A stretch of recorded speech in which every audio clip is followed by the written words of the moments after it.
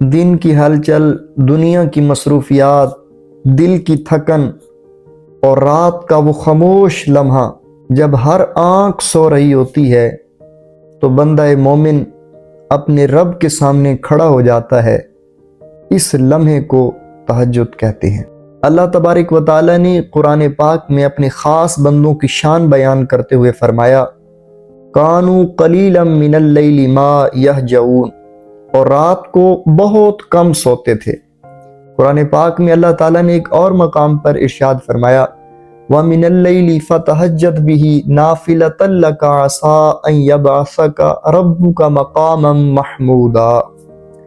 اللہ تعالیٰ نے ارشاد فرمایا، اور رات کے کچھ حصے میں تہجد پڑھا کیجیے، یہ آپ کے لیے نفل ہے اور قریب ہے کہ آپ کا رب آپ کو مقام محمود عطا فرمائے۔ یہ آیت اس بات کی دلیل ہے کہ نماز تہجد صرف نفل نہیں بلکہ اللہ تعالیٰ کے قرب حاصل کرنے کا ایک ذریعہ ہے۔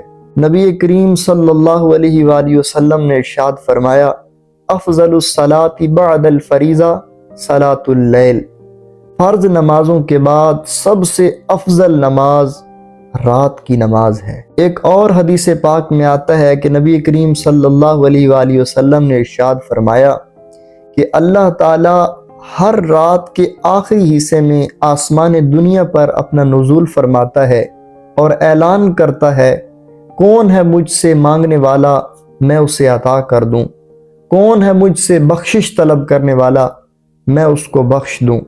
سوچئے یہ وہ لمحے ہوتے ہیں جب رب کائنات اپنے بندوں کو بلا رہا ہوتا ہے۔ تو ناظرین کرام، تہجد کوئی مشکل گھڑی نہیں ہے، یہ صرف آنکھوں کی قربانی ہے، یہ بستر سے اٹھنے کی مشقت ہے، مگر اس کا صلہ دل کا سکون ہے، دعاؤں کی قبولیت ہے، اللہ کا قرب ہے۔ اگر زندگی کے مسائل حل نہیں ہو رہے، دل بے چین ہے، تو ایک رات، صرف ایک رات اللہ کے حضور آ کر کھڑے ہو جائیے اور کہہ دیجئے کہ یا اللہ میں تیری چوکھٹ پر حاضر ہوں، تو یقین مانیے کہ وہ ذات ہے، آپ کو خالی ہاتھ نہیں لوٹائے گی۔ تو ضرور نماز تہجد کی کوشش کیجئے۔ اللہ تعالیٰ سے دعا ہے اللہ تبارک و تعالیٰ ہم سب کو نماز تہجد کی بھی توفیق بخشے۔